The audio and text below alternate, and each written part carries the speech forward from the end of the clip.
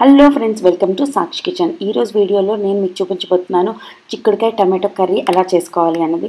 ఇది చాలా సింపుల్గా అయిపోతుందండి. జస్ట్ మీ దగ్గర 10 to 15 minutes ఉంటే సరిపోతుంది. చాలా టేస్టీ అండ్ చాలా హెల్దీ. ఇంకెందుకు ఆలస్యం, లెట్స్ గెట్ స్టార్టెడ్.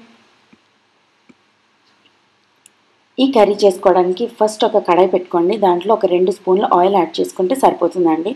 ఈ కర్రీకి ఎక్కువ ఆయిల్ అవసరం లేదు. తర్వాత మనం యాడ్ చేసుకుందాం తాలింపు దినుసులు లైక్ మినపప్పు, ఆవాలు, జీలకర్ర. మన ఆవాలు అన్నవి చిక్పెట్లాడిన తర్వాత మినపప్పు కొంచెం గోల్డెన్ కలర్లోకి వచ్చిన తర్వాత మనం యాడ్ చేసుకుందాం సన్నగా తరిగిన ఆనియన్. మీకు ఈ కర్రీ ఎక్కువ గ్రేవీగా కావాలి అనుకుంటే ఎక్కువ ఆనియన్స్, ఎక్కువ టమాటోస్ యాడ్ చేసుకోవచ్చు. లేదంటే తక్కువ వేసుకున్నా సరిపోతుంది అన్నమాట. నేను ఇక్కడ 1 ఆనియన్ యాడ్ చేసుకున్నాను. తర్వాత నేను 3 గార్లిక్ అండ్ 1 ఇంచ్ జింజర్ పీస్ని దంచుకున్నానండి. దంచుకోవడం వల్ల దీని కర్రీలోని ఫ్లేవర్ అనేది ఎక్కువగా వస్తుంది. సో స్టోర్ బాట్ కాకుండా ఇంట్లోనే దంచుకోండి ఫ్రెష్గా. తర్వాత ఆ జింజర్ గార్లిక్ పేస్ట్ ఏదైతే ఉందో దాన్ని కూడా ఈ ఆనియన్స్లో యాడ్ చేసేసాను. తర్వాత ఒక్కసారి మిక్స్ చేసి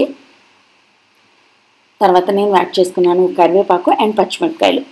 జింజర్ గార్లిక్ పేస్ట్ నుంచి కొద్దిగా పచ్చివాసన పోయిన తర్వాత మనం కరివేపాకు, పచ్చిమిరపకాయలు యాడ్ చేసుకుందాం. తర్వాత 2 వైపుల నార తీసి చిన్నగా కట్ చేసుకున్న చిక్కుడుకాయని ఇందులో యాడ్ చేసుకుందాం. దీన్ని ఒక 2 నిమిషాల పాటు ఫ్రై చేసుకోవాలండి. మనం ఇందాక వేసిన జింజర్ గార్లిక్ పేస్ట్ మొత్తం అన్ని చిక్కుడుకాయ ముక్కలకి పట్టేలాగా ఫ్రై చేసుకోవాలి. తర్వాత మనం ఇందులో యాడ్ చేసుకుంటే బాగా పండిన టమాటో ఒకటి. టమాటోస్ యాడ్ చేసిన తర్వాత బాగా మిక్స్ చేసుకోవాలండి. ఇక్కడ టమాటోలు మీవి బాగా పండిన టమాటాలు అయితే వాటర్ వేయాల్సిన అవసరం లేదు. ఎందుకంటే టమాటోస్ నుంచి బోల్డ్ అంత వాటర్ వస్తుంది కాబట్టి. ఒకవేళ మీకు వాటర్ రావట్లేదు అనిపిస్తే కొద్దిగా వాటర్ యాడ్ చేసుకోండి. తర్వాత నేను సాల్ట్ యాడ్ చేసుకున్నాను. తర్వాత మిక్స్ చేశాను. కొద్దిగా నీళ్ళు వేసుకుని మూత పెట్టుకుని 5 నుంచి 6 నిమిషాల వరకు కుక్ చేసుకుంటాను.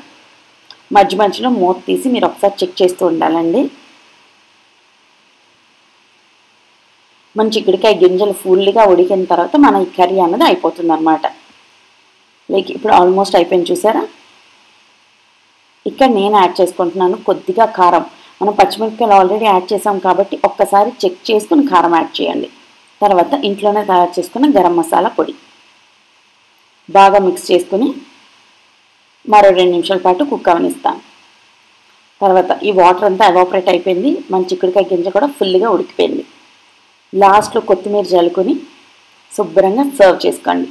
లైక్ ఇది రోటీ, పరోటా, నాన్తో పాటుగా అన్నంతో కూడా చాలా టేస్టీగా ఉంటుంది. తప్పకుండా ట్రై చేయండి. అండ్ చిక్కుడుకాయల్లోని ఫైబర్ కంటెంట్ ఎక్కువ ఉంటుంది కాబట్టి ఇది చాలా హెల్దీ కూడా. అండ్ ఈ సీజన్లో వచ్చే ఫుడ్ కాబట్టి ఆ సీజన్లో తింటే ఇంకా మంచిది. హోప్ మీ అందరికీ ఈ రెసిపీ నచ్చింది అనుకుంటున్నాను.